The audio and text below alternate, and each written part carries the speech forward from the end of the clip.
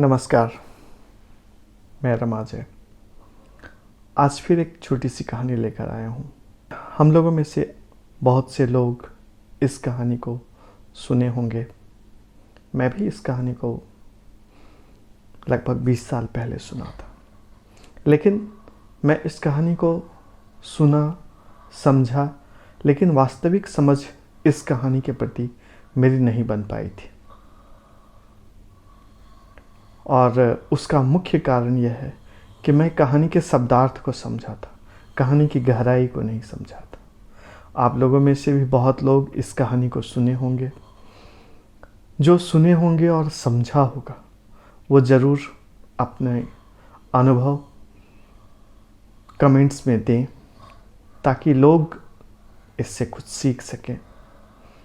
मैंने जो सीखा वो कहानी के लास्ट में मैं बताऊंगा, इसलिए कहानी को पूरा सुने और मैंने क्या समझा यह भी जानने का प्रयास करें। कहानी छोटी सी है। कहानी यह है कि एक बार नदी के किनारे एक भिक्षु बहते हुए जा रहा था। किसी संत ने देखा और उस संत ने उसे निकालने का प्रयास किया। जैसे ही नदी में हाथ डालकर संत भिक्षु को निकालते, वो बिच्छू उन्हें डंक मार लेती थी और असहनीय पीड़ा होने के कारण संत उसे हाथ से हिला देते और वो बिच्छू पानी में बह जाती है। फिर संत प्रयास करके उसे बिच्छू को निकालने का प्रयास करते और डंक मारने के कारण सन्यासी छटपटाते और बिच्छू को हाथ से ऐसे झटक कर फेंक देते। यह क्रम चलता ही जा रहा था। 2-3 बार जब हुआ, तब नदी के किनारे खड़ा एक व्यक्ति ने पूछा उनसे कि स्वामी जी, यह क्या कर रहे हैं? कहे, मैं तो इस निरीह और असहाय प्राणी को बचाना चाह रहा हूं। यह बिच्छू है। फिर उस व्यक्ति ने कहा कि स्वामी जी, जब जानते हैं यह बिच्छू है, तब फिर इसे बचाने का प्रयास क्यों कर रहे हैं?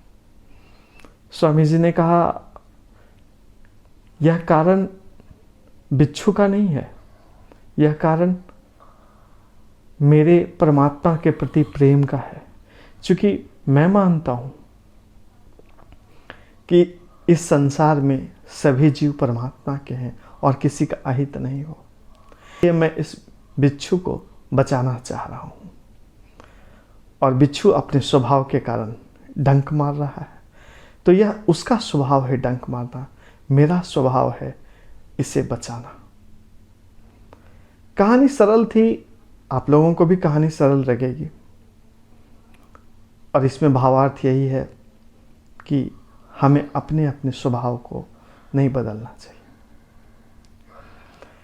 लेकिन मज़ेदार बात यह है कि मुझे यह कहानी भावार्थ में तो समझ में आई, लेकिन जीवन में कैसे चरितार्थ हो यह समझ में नहीं आई। मुझे समझने में 20 साल लगे। हो सकता है आप लोगों में से बहुत से बुद्धिजीवी लोग होंगे जिन्हें यह कहानी बहुत पहले ही समझ आई होगी। मैंने यह समझा। कैसे समझा यह बताता हूँ। मैं जब किसी का हित किया और जब वे लोग मेरे हित के प्रत्युत्तर में उतना कृतज्ञता नहीं दिखाई, तो मुझे पीड़ा होती थी कि मैं इस व्यक्ति के कल्याण के लिए इतना कुछ किया और यह व्यक्ति जब मुझे मदद की ज़रूरत पड़ी तो पीछे हट गया, तो मुझे पीड़ा होती थी। लेकिन इस कहानी के माध्यम से मुझे 20 साल बाद यह समझ में आया कि ये तो बिच्छू हैं, ये अपना डंक मारेंगे। हमें उस सन्यासी की भांति अपने कर्तव्य पथ पे डटे रहना है। हमें अपना कर्तव्य दिखाना है। यह अपना कर्तव्य दिखा रहा है। हमारे आसपास बहुत से ऐसे लोग मिलेंगे जो आपके सेवा का, सहायता का इस्तेमाल तो करते हैं, लेकिन जब आपको मदद की आवश्यकता होती है उस समय गैर हाजिर नहीं रहते, जानबूझकर आपसे दूर रहते हैं। और इसमें जब आपको पीड़ा होती है तब यह जरूर समझिएगा कि पीड़ा आपने खरीदा है, उसने दिया नहीं है। क्योंकि जब आप सहायता कर रहे थे तो इस उम्मीद से नहीं कर रहे थे कि मुझे इसके बदले सहायता मिलेगी। और अगर आप सहायता इसलिए कर रहे थे कि मुझे यह सहायता करेगा, तब भी आप गलत थे। क्यों? क्योंकि अगर बिच्छू को मैं बचा लिया तो बिच्छू क्या मेरे लिए दवा लेकर आएगा? क्योंकि उसके पास तो डंक ही है, वह डंक ही देगा ना। तो वो जहर ही दे सकता है, क्या दवा देगा? नहीं, उसके पास जहर है, डंक ही मारेगा। तो वह अपना काम कर रहा है। यह समझने में मुझे 20 साल लगा। आपको कितना समय लगा होगा, कमेंट में ज़रूर बताइएगा। धन्यवाद।